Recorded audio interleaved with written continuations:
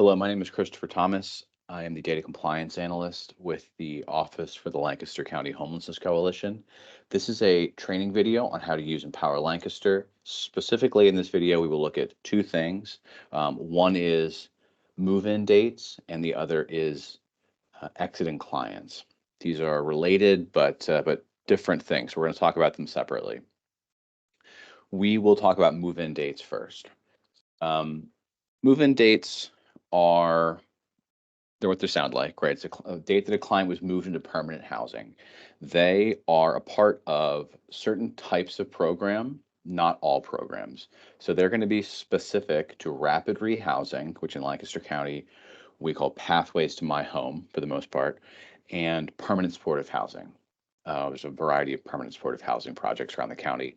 In both cases, because of the way that HMIS is set up, we need to say on which date a client actually moved into permanent housing, because having an open enrollment, we can't take for granted that a person is in permanent housing, right?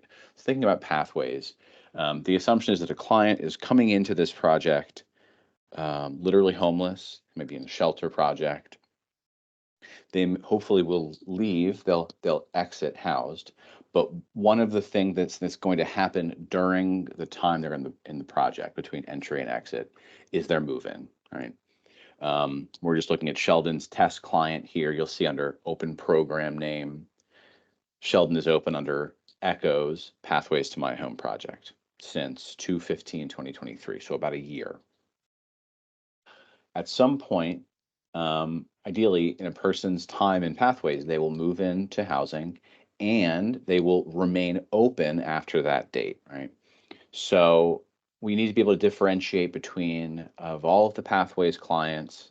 Let's just say Echoes has 50 Pathways clients open and half of them are in permanent housing. We need some way of saying which of those 50 are the ones who are in housing, which of those 50 are the ones who are still seeking housing. For these programs, it's not taken for granted that you're going to leave on your housing date. And Pathways, you'll be in the program for some months more, right? So move-in date, let's just say what that move-in date was.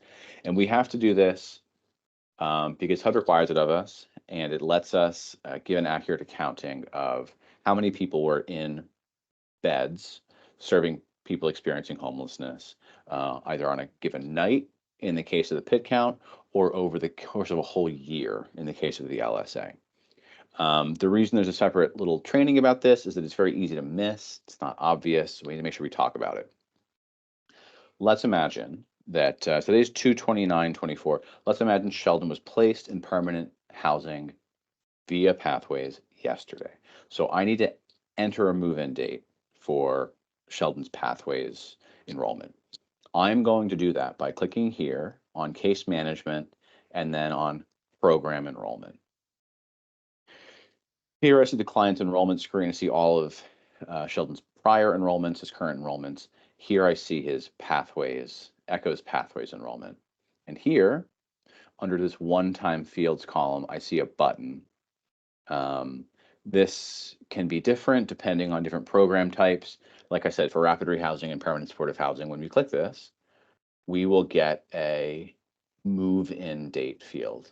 Now I already set this, but when you normally go in here, you'll just see a blank, right? We said Sheldon moved in on February 28, 2024. Like you just saw, if I click this, it will clear that out.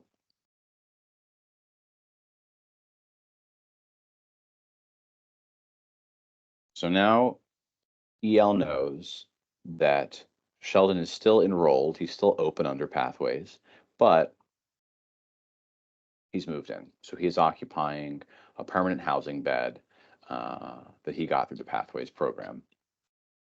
I need to point this out because there's nothing on this screen that tells you has that been entered or not. Nothing changes color.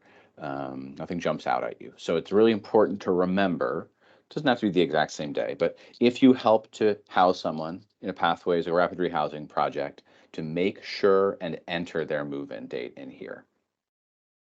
Now, the second thing I want to talk about, and we'll use Sheldon for this as well, is exiting clients. So we've talked about enrolling clients. We've talked in other videos about entering services for clients. What if I want to exit a client? Could be a number of different things for this. Client is leaving a shelter program. They are housed, so they no longer need to have an open street outreach enrollment. In this case, Sheldon was placed in housing through rapid rehousing. I realized we just did it a second ago, but we're going to imagine that more time has passed, and his time in the program is over, right? So he had a move-in date entered. 3 months go by, and now we are going to exit Sheldon from the program altogether. The way that exits work, unlike the move-in dates, are common across all program types. And we get there using a pretty similar series of steps. So we're going to obviously go to our client who want to exit, click on Case Management, Program Enrollment. And this time, I'm going to click on the word Enrolled, and I'm going to click on Complete Exit Assessment. A new window should pop out here. What's going to happen now is I am going to basically get all of the questions that Sheldon would have been asked at entry are going to get asked again at exit, and we will see has Sheldon's situation changed, right? And we'll be able to look at what those questions are. As a result, I generally would suggest when you're asked if you want to copy assessment data, say yes. And in this case, we will copy Sheldon's pathways to my home entry data, right? So pick that one, click copy assessment, and things will copy over. This is going to tell us everything that Sheldon told us at entry. And here's where we can say, have things changed, right? Sheldon came to us with no cash, non-cash benefits. Has he gained them? Yes. Which cash benefits has Sheldon gained? He gained, sorry, he gained SNAP. Got him food stamps. That's selected. We can now show that between entry and exit, Sheldon's status changed. He gained a benefit he did not have it at entry. Same could go for health insurance. Sheldon gained health insurance. One thing that will be different about exits, however, is you need to set a destination type. This is not a question you're going to have at entry, obviously. This is saying, where is that client exiting to? In this case, like we said earlier, Sheldon was placed in permanent housing, right? So we're going to say Sheldon's destination type was rental by client without a subsidy, or sorry, without subsidy. He is not on a voucher. He is self-pay. That would be his exit destination. Now, of course, it's also possible for a client to exit back to the streets. That's where they started. They were in shelter when they came in. They to pathways, and they're still in shelter. That could also be their exit destination. Everything you could have selected when they were at intake, at entry, you can also select at exit. So we have go from homeless situations at the top down to permanent housing situations closer to the bottom, and at the very bottom, situations where, for instance, we were unable to complete an exit interview because the client cut off contact. Clients deceased. There's other options down here to put in the other category. But again, for our purposes, we're just going to say Sheldon was housed in a rental. These other questions should also have copied over. Again, when Sheldon came in, we had selected that he had no health insurance. And here we can say Sheldon gained Medicaid, for instance, another thing that's changed between entry and exit. And then ditto finances.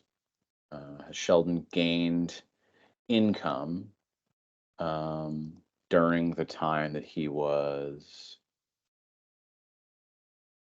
in this program?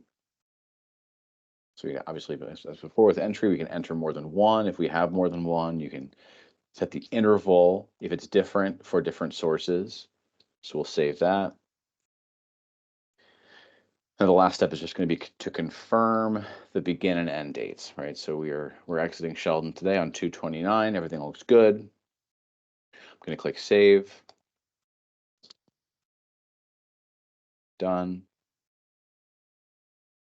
And now we see that Sheldon is no longer open under ECHO's pathways.